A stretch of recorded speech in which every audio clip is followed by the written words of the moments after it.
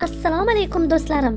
Dunyo kvizga xush kelibsiz. Sizni qiziqarli kvizlar kutmoqda. Qani ketdik. Bizni kuzatishda davom eting va obuna tugmasini bosib qo'yishni unutmang.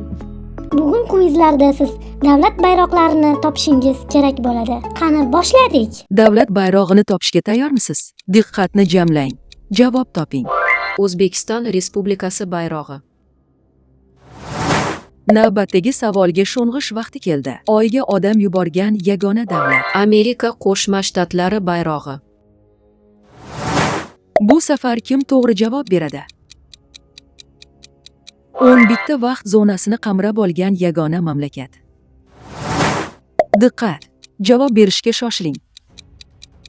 Qog'oz, porox, bosma, kompas kabi ixtirolar vatani. Hozir yoki hech qachon javobingizni tanlang. Avtomobil vatani Germaniya. Intuitsiyangizga ishoning. Dunyoning eng ko'p sayyoh tashrif buyuradigan davlati Fransiya. Bu murakkab topa olasizmi? Vatikan dunyodagi eng kichik davlat qayerda joylashgan? Ha, Italiyada joylashgan. Sizda 3 soniya vaqt bor. Jahon chempionatini 5 marotaba yutgan davlat Braziliya. Juda oddiy ko'rinadi, lekin shunaqamikan? Dunyo bo'yicha eng ko'p ko'llarga ega davlat bu Kanada. Kutilmagan savol, tayyor bo'ling. Ha, Yaponiyada aholining katta qismi keksalardan iborat. Slovga tayyormisiz? Boshladik. Ispaniyada dunyodagi eng ko'p zambarakli qasrlar joylashgan. Tez o'ylang, javobingiz qanday? Hindiston dunyoning eng katta pochta tarmog'iga ega. Vaqt tugashidan oldin javob bering. Tango raqsi Argentinada paydo bo'lgan. Yorqin javob uchun imkoniyat. Istanbul 2 ta qit'ada joylashgan yagona shahar. Ha, bu shahar Turkiyada joylashgan. To'g'ri javobni topa olasizmi? Avstraliyada odamlardan ko'ra ko'proq kengurular bor. Bilimingizni sinab ko'ring. Samsung hamda LG kabi yirik kompaniyalarning vatani hisoblanadi. Ha, bu Janubiy Koreya. Sizda 3 soniya vaqt bor. Saudiya Arabistoni neft zaxiralari bo'yicha dunyodagi eng yirik davlatlardan biri. Faqat aqlli odamlar bu savolga javob bera oladi. Indoneziya 17 mingdan ortiq orollardan iborat. Diqqatni jamlang. Javob toping. U so'nggi 2 jahon urushida ham neytral davlat sifatida qatnashmagan. Geografiyani qay darajada bilasiz? Dunyodagi eng qadimgi sivilizatsiyalardan biri Misrda bo'lgan. Siyosatga qiziqasizmi? Norvegiya dunyodagi eng baxtli va eng yashash uchun qulay davlatlardan biri. Aqlingizni sinovdan o'tkazamiz. Meksika qadimgi Maya va Aztek sivilizatsiyalarining markazi bo'lgan.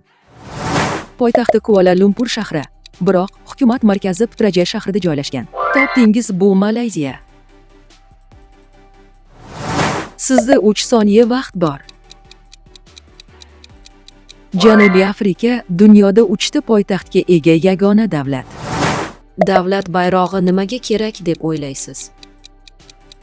Filippin aholisining 80% katolik diniga e'tiqod qiladi.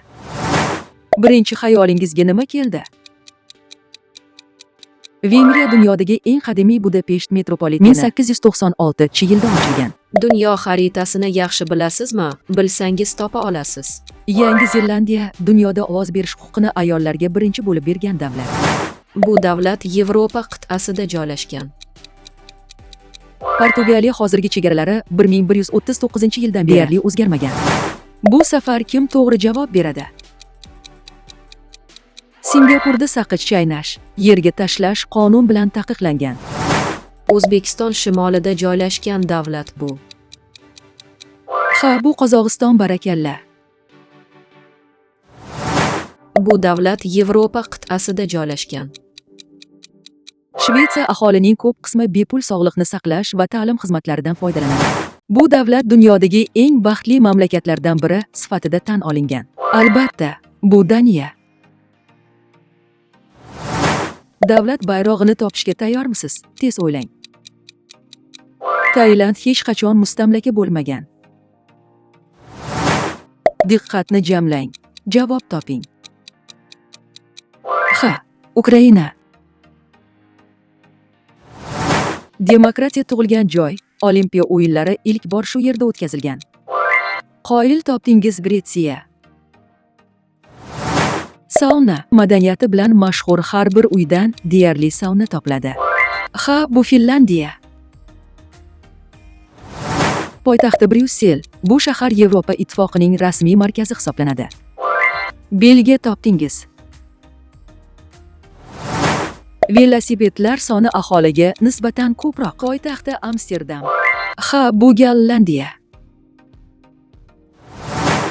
Dunyodagi eng katta yantar eksport qiluvchi davlatlardan biri. Bu Polsha bayrog'i. Dunyoda eng ko'p kofe ishlab chiqaradigan ikkinchi davlat. Vyetnam Robusta nomli kofesi bilan mashhur. Uning nomi o'zgarmagan holda 681-yildan beri mavjud. Bolgariya poytaxti Sofiya. Taxtlar o'yini serialining ko'plab sahnalari aynan shu mamlakatda suratga olingan. Ha, bu Xorvatiya. Poytaxti Bogota bo'lgan davlat. Qoyil qoldim, sizga topdingiz. Kolumbiya bayrog'i. Machu-Picchu Inklar imperiyasining sirli qadimiy shahri aynan shu davlatda joylashgan. Ha, bu Peru bayrog'i.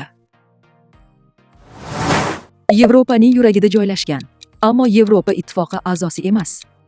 Aqlingizga qoyilman, bu Serbiya. Aholi soniga nisbatan eng ko'p qal'alar mavjud bo'lgan davlatlardan biri. Taxminingiz to'g'ri, bu Slovakiya. Ushbu davlatda joylashgan Atakama cho'li yer yuzidagi eng quruq joy hisoblanadi. Ha, Chili bayrog'i. Eng ko'p pivo iste'mol qilinadigan davlat. Chexiya poytaxti Praga shahri. Dunyoda ekvator chizig'i o'tgan kam sonli davlatlardan biri. Topdingiz Ekvador bayrog'i. Siyosatga qiziqasizmi? Urugvayda sigirlar soni odamlar sonidan ko'p. Tabriklaymiz. Siz maqtovga loyiqsiz.